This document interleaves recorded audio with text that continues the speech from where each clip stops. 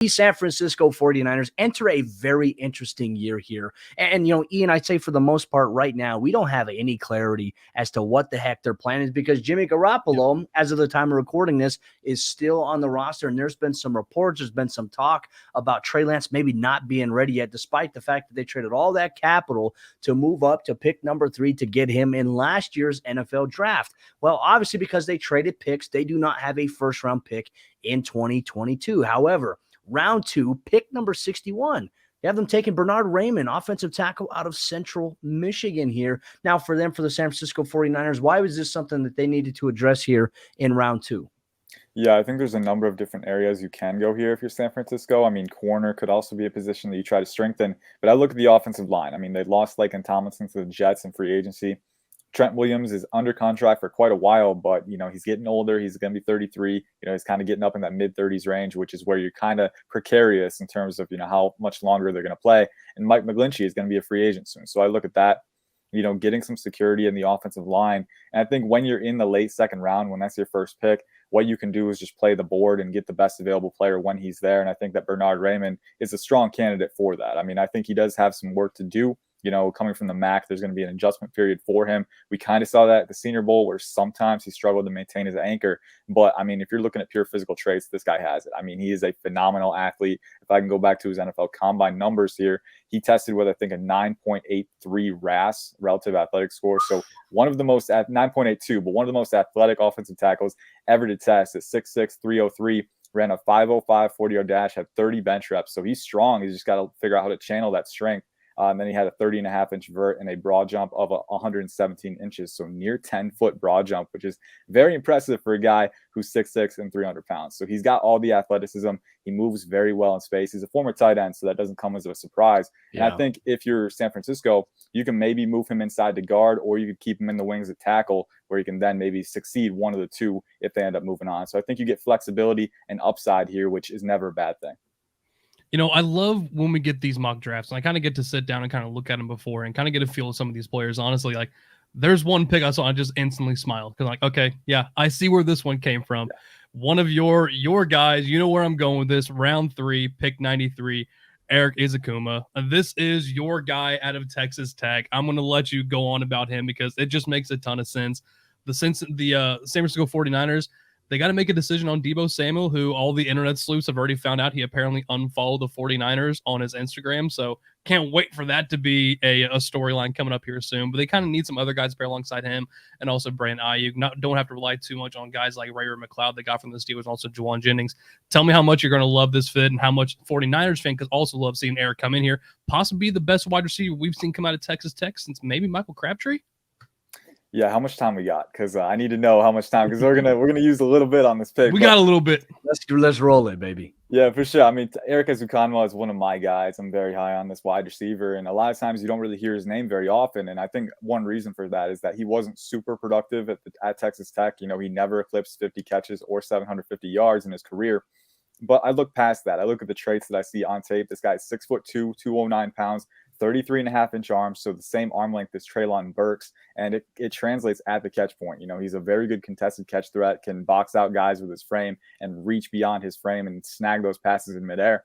But then you look at what he provides after the catch on the ground. Texas Tech used him in motion, a lot like Deebo Samuel, getting him the ball in that short range and letting him work after the catch. And he has elite contact balance. I think he has the best contact balance in this draft, where he can just bounce off of guys and keep going.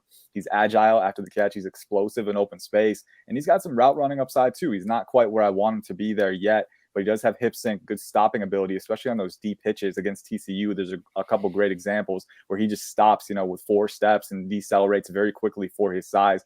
So I think the upside is all there, and especially San Francisco, where the mantra is just get the ball in your playmakers' hands any way possible. Erik Ezukanma is that guy who can make plays any way possible. So I love the fit, and I think the upside, San Francisco is one of those places where his potential could be reached. Going from wide receiver now to cornerback here for the San Francisco 49ers team. Now for them, they definitely struggled a little bit with making plays on the ball in the air in the secondary. I mean, the talent has been there for this 49ers defense and their secondary, but I'd say one of the bigger question marks too, they also lost K'Wan Williams, who signed a deal with the Denver Broncos in the offseason in the nickel position, but you have them taking a round 3 pick 105, Jalen Armour Davis, cornerback out of Alabama. What about Armour Davis's skill set maybe translates well within that San Francisco 49ers defensive scheme, and how might it bode well on him getting a little bit more takeaways through the air?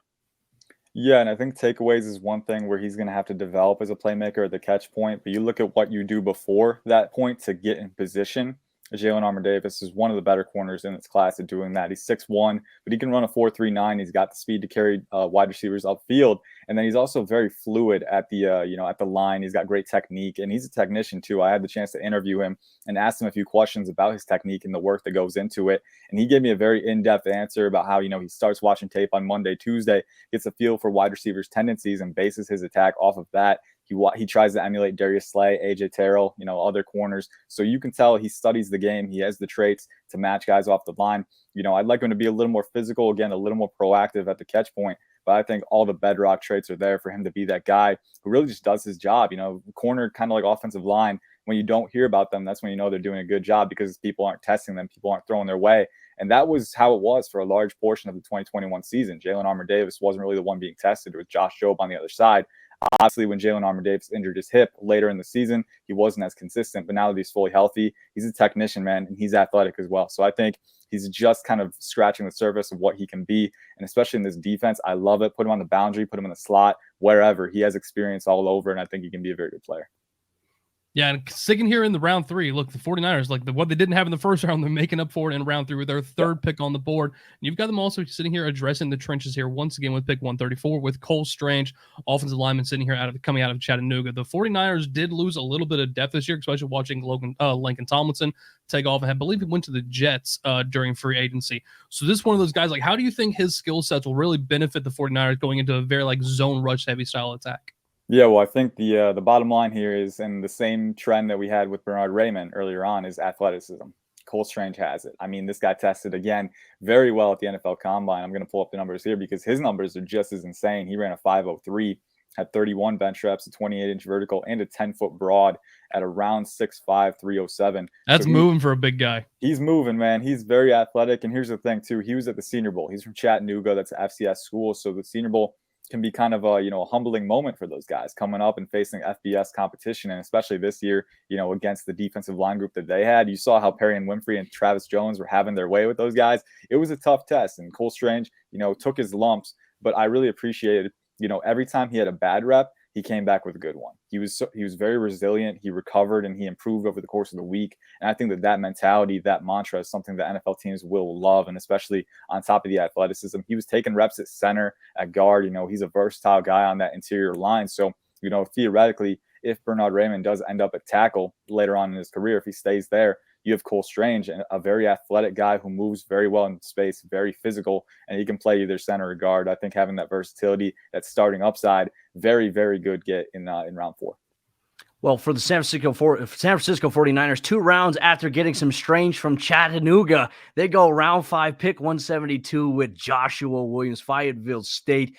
Round 6, they have 3 picks. They're 187, Pierre Strong Jr., running back out of South Dakota State. And at pick 220, Eric Johnson, another defensive tackle coming out of Missouri State. But then one of their other round 6 picks, Tyson Anderson, safety out of Toledo. So kind of taking a little bit of that small school round in comparison to some other Power 5 conferences and finding some depth in players that maybe could develop into significant roles in the future. And then they close things out round 7, pick 262, Derek Deese Jr., tight end out of San Jose State.